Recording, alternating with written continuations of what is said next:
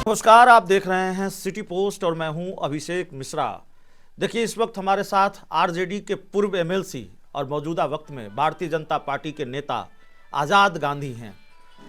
RJD के प्रदेश अध्यक्ष जगदानंद सिंह के खिलाफ मोर्चा खोला और मोर्चा खोला तो ऐसा खोला कि बिल्कुल लगातार जगदानंद सिंह के खिलाफ बयान देते रहे और फिर आरजेडी छोड़कर बीजेपी में शामिल हो गए हैं। मेरे पीछे की तस्वीर आपको बता रही होगी कि किस तरह से राजनीति में स्थितियां बदलती हैं, घटनाक्रम बदलते हैं तो तस्वीरें भी बदल जाती हैं। मेरे पीछे आप नीतीश कुमार की तस्वीर, अमित शाह की तस्वीर, प्रधानमंत्री नरेंद्र मोदी और जेपी नड्डा की तस्वीर देख रहे होंगे और ये सिर्फ इसलिए है क्योंकि अब आज़ाद गांधी भाजपाई हो चुके हैं। ऐसी क्या नाराज़गी कि आप सीधे भारतीय जनता पार्टी में शामिल हो गए? मनाया नहीं लालू यादव, तेजस्वी यादव ने? इतना लंबा लोग आपको जानते हैं, वो ये जानते हैं कि कितने करीबी संबंध खासकर आपके लालू यादव से रहे हैं और आपका कद और पद दोनों देखा है आरजेडी में हम लोगों ने। देखिए, सबसे पहले हमारी ज़िंदगी की भूल थी कि हमको भाजपा समझने में विलम्ब हो गया कि भारतीय जनता पार्टी है क्या। लोग कहते थे कि राष्ट्रीय जनता दल फलाना जो पार्टियां हैं आपको यूपीए की, तो वो पार्टी जो है लग रहा था कि सामाजिक न्याय की पार्टी है। लेकिन जब हमने भारतीय जनता पार्टी के बारे में अध्ययन किया तो हमको लगा कि मूल अगर कोई सामाजिक न्याय या गरीबों की पार्टी है और देश को विकास करने वाली अगर कोई पार्टी है, युवाओं को रोजगार देने वाली पार्टी है, उसका नाम जो है भारतीय जनता पार्टी है। हम लोगों ने काफ़ी सोच समझ करके हमने भारतीय जनता पार्टी की सदस्यता ग्रहण की। हम लोगों को अपना सेवा नहीं करना है, हम लोगों को सबसे महत्वपूर्ण चीज़ है देश की सेवा करना, और देश की सेवा सर्वोपरि सेवा कही जाती है।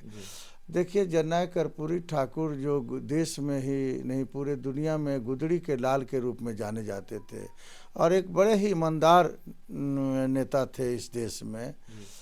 कई वर्षों तक लड़ाइयाँ लड़ी गई कांग्रेस के नेतृत्व में भी। कांग्रेस की जब सरकार थी तो हमने जो है दिल्ली के जंतर मंतर पर भी वहाँ 5-10 हज़ार साथियों के साथ एक विशाल अनशन किया, धरना किया, प्रदर्शन किया। पानी की बौछार हम लोगों पर छोड़ी गई, लाठी बरसाई गई सीआरपी के द्वारा, लेकिन हम लोग विचलित नहीं हुए।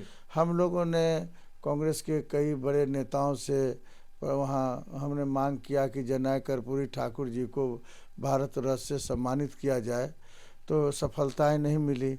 और इधर हाल के दिनों में हमने एक पदयात्रा निकाली जननायक कर्पूरी ठाकुर को भारत रत्न से सम्मानित करने के लिए। उसमें तमाम अति पिछड़ा के साथी थे हमारे पदयात्रा में। हमारी भावनाओं को प्रधानमंत्री जी ने रखा जब हम लोगों ने एक ज्ञापन दिया और सीडी की कॉपी हमने भेजी पदयात्रा की कि बिहार के नहीं देश की जनता की डिमांड है कि कर्पूरी ठाकुर जी को आप भारत रत्न से सम्मानित करिए, क्योंकि आप ही ऐसे नेता हैं आदरणीय नरेंद्र मोदी साहब जो देश के गरीबों के उत्थान के बारे में सोचते हैं। और सब लोग ढकोसला है, सिर्फ बोलने वाले लोग हैं, करने वाले लोग नहीं हैं। और प्रधानमंत्री जी ने काफ़ी गंभीरता से इस बात को लिया और भारत रत्न से सम्मानित किया, जो गर्व की बात है। क्या चल रहा है आरजेडी में? आपने छोड़ दिया, श्याम रजक चले गए, देवेंद्र यादव चले गए, कई लोगों ने पार्टी छोड़ दी। देखिए, आरजेडी से अब हमको तो कोई उतना लेना देना रहा नहीं।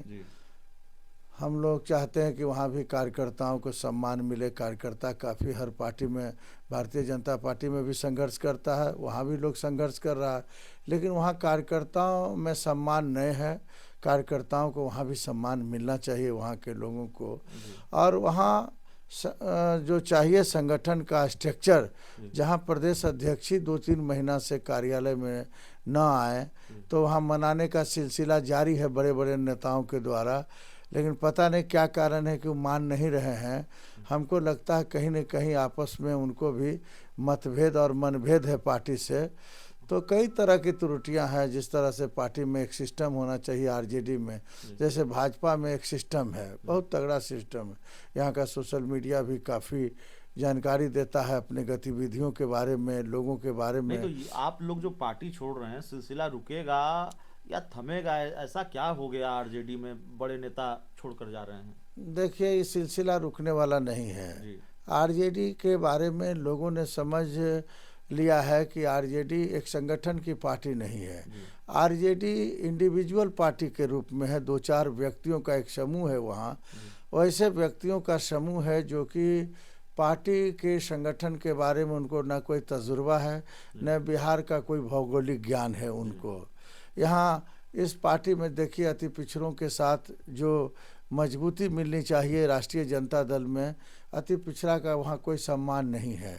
अति पिछड़ा को लोग जो है घृणा के दृष्टिकोण से वहाँ देखते हैं कि अति पिछड़ा वोट हम लोगों को नहीं देता।